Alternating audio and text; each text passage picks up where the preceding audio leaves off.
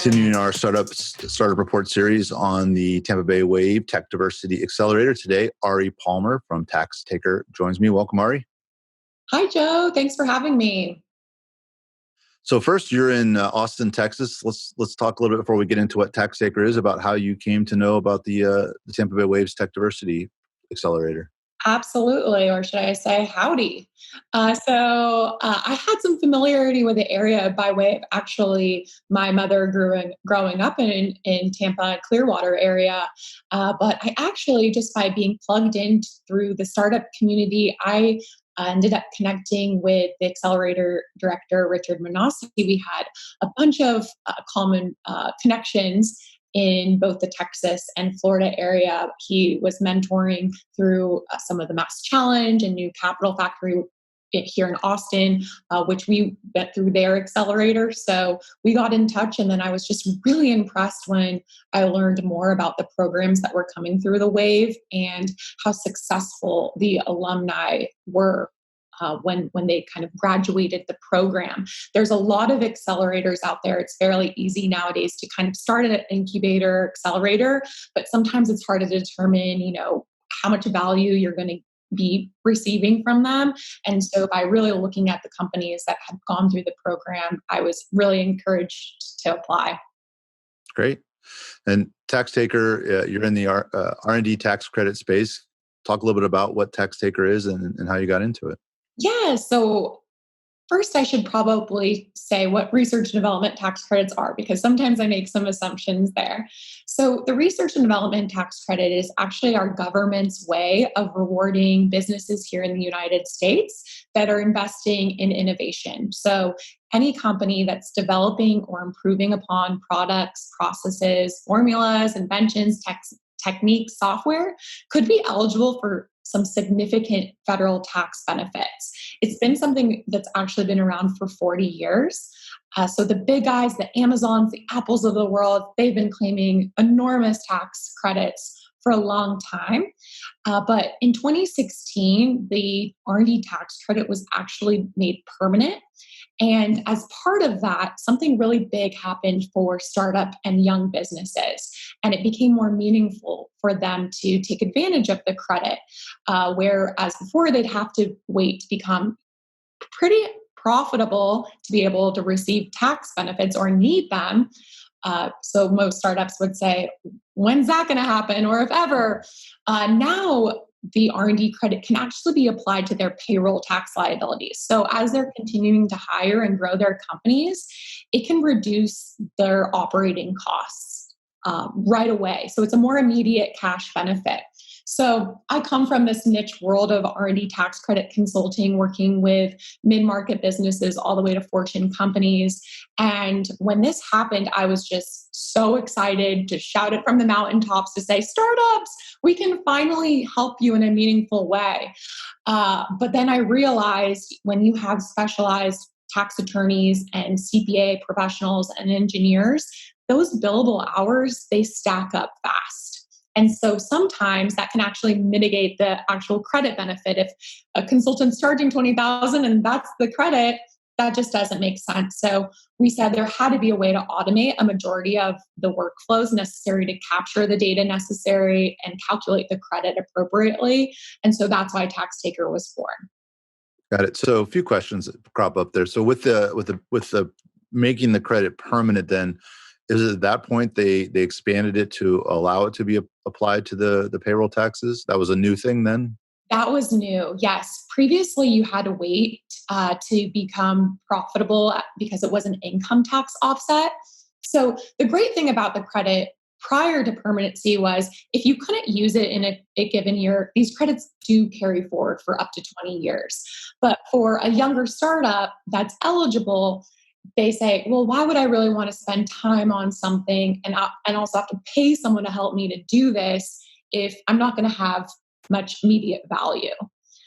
So companies can still take it as an income tax offset or this new payroll offset. Got it. And when you say enormous, can you just give us a kind of an overview of how the tax credits are, how you would figure out how much you could save?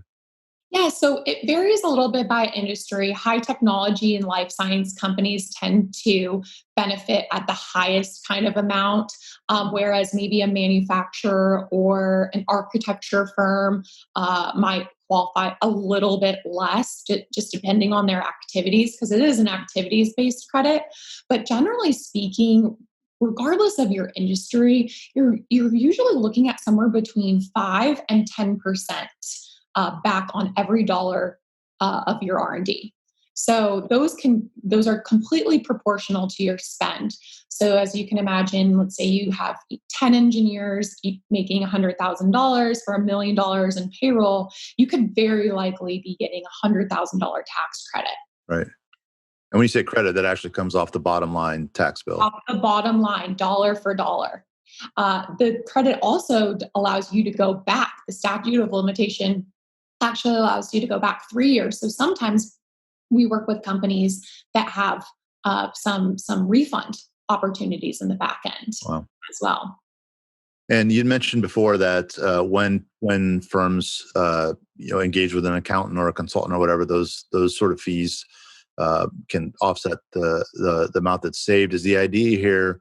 I would assume with those relationships with being established, then you really have to come in as a cost saving tool that both sides are that the accountant's willing to come in and use it, and presumably take a little bit less income, but that ultimately that they have to be on board with using it as well. Is that most often the Yes, case? we definitely want to make sure that everyone's part of the process and feels comfortable around that we're just doing this one piece for this client.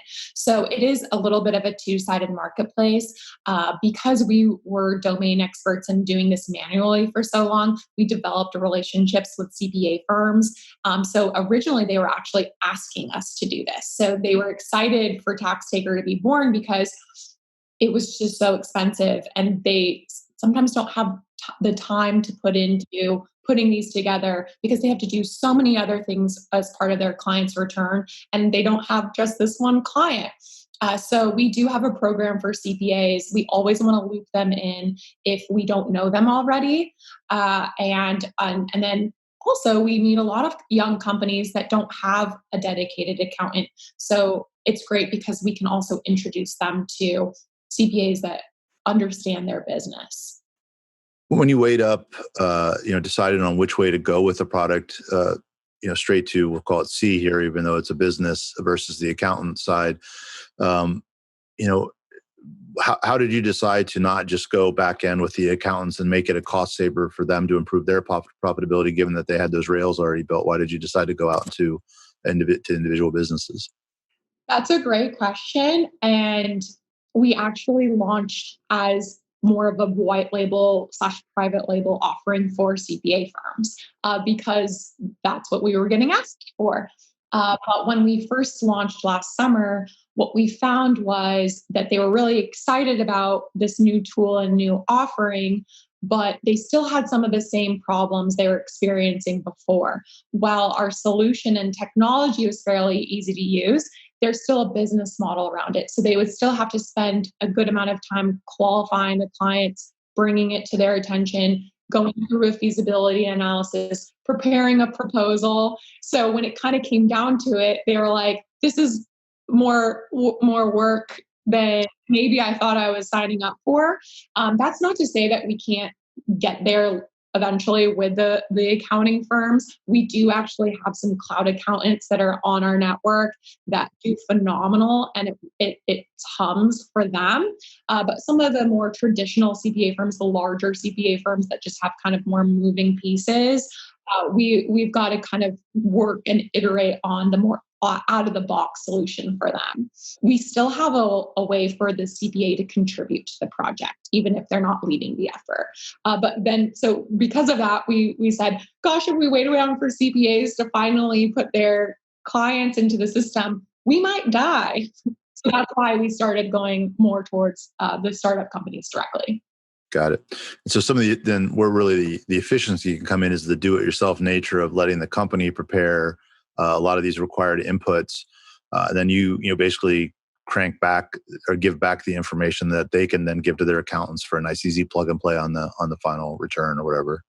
Exactly. So our deliverable looks like the forms that they would then take to their accountant for inclusion in their tax return, as well as there's this new connecting form that ties to their payroll provider. So it's the forms. And then we also want to make sure whenever you're claiming a tax credit with the IRS or any taxing authority, they need to make sure that they have a well documented report.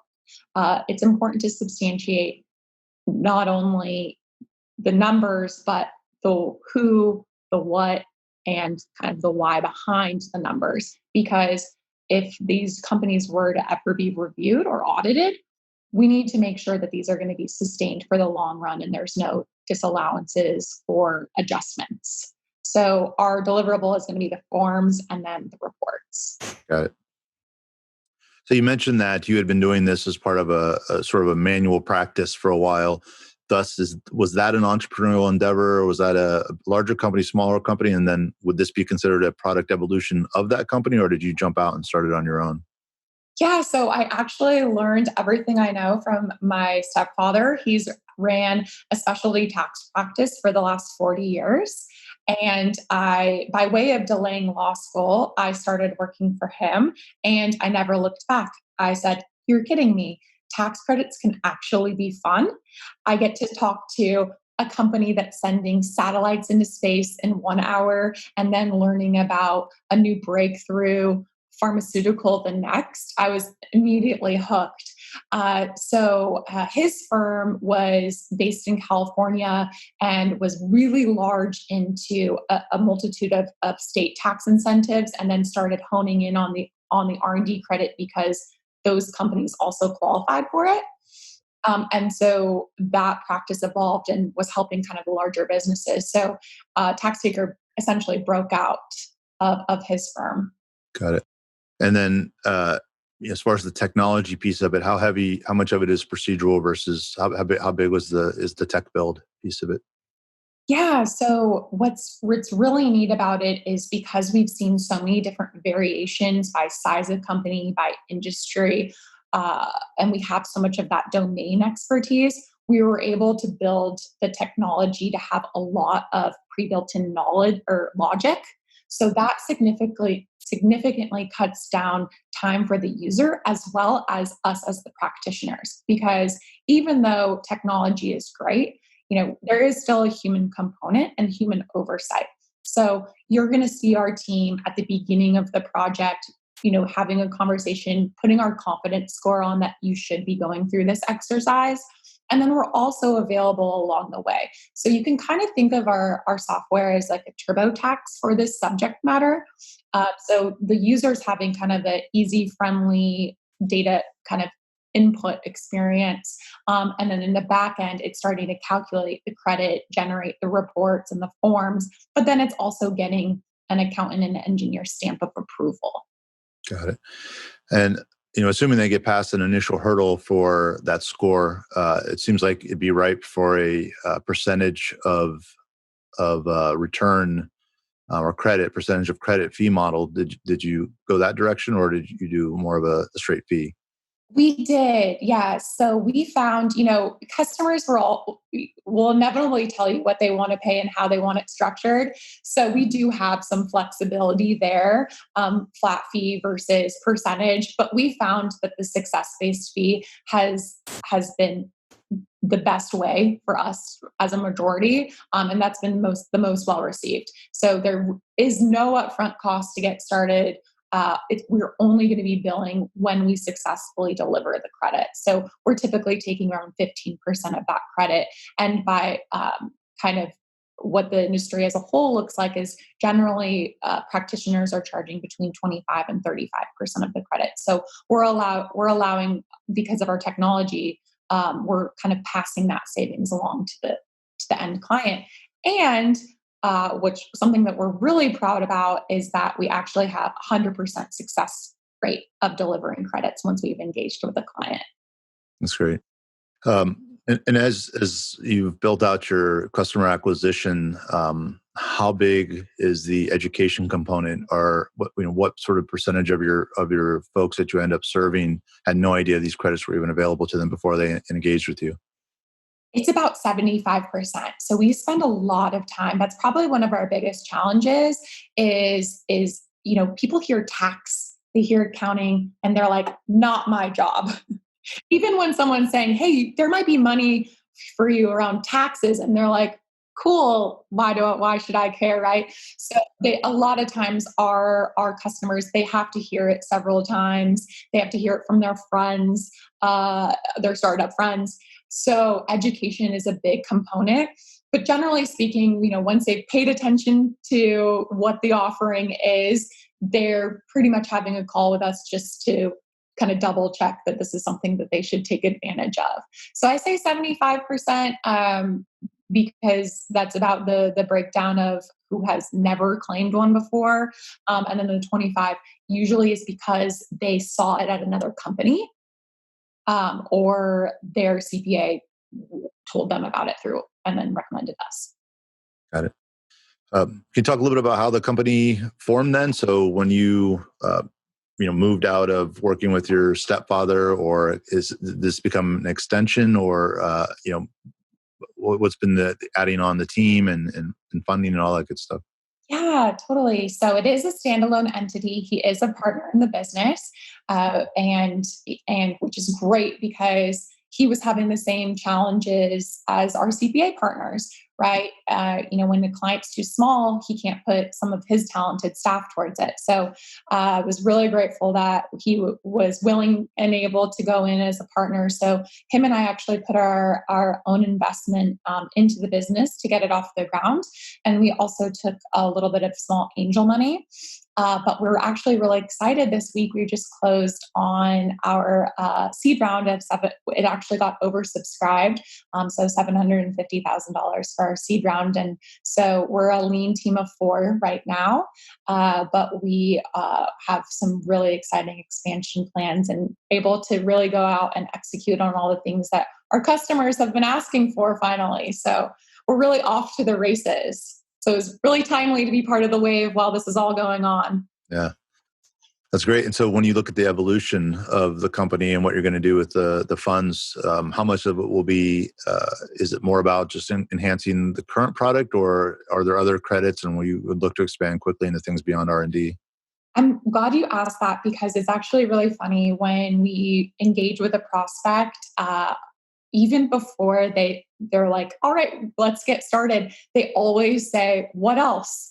Uh, so they're like, if I'm missing out on this, there must be other things that I'm missing out on. And sometimes that's very true. So we do have plans to build into the technology ways to identify other savings opportunities because we do that manually today. So we're really excited about that feature.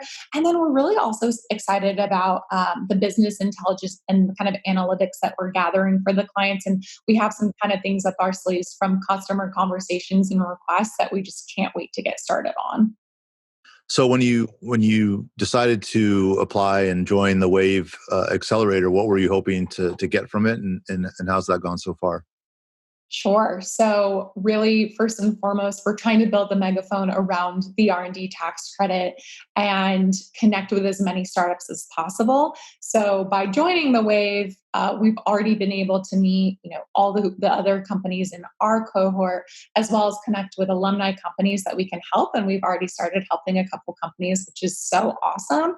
But then we were also really kind of wanting to hone in on some of the mentorship around marketing strategies, sales strategies.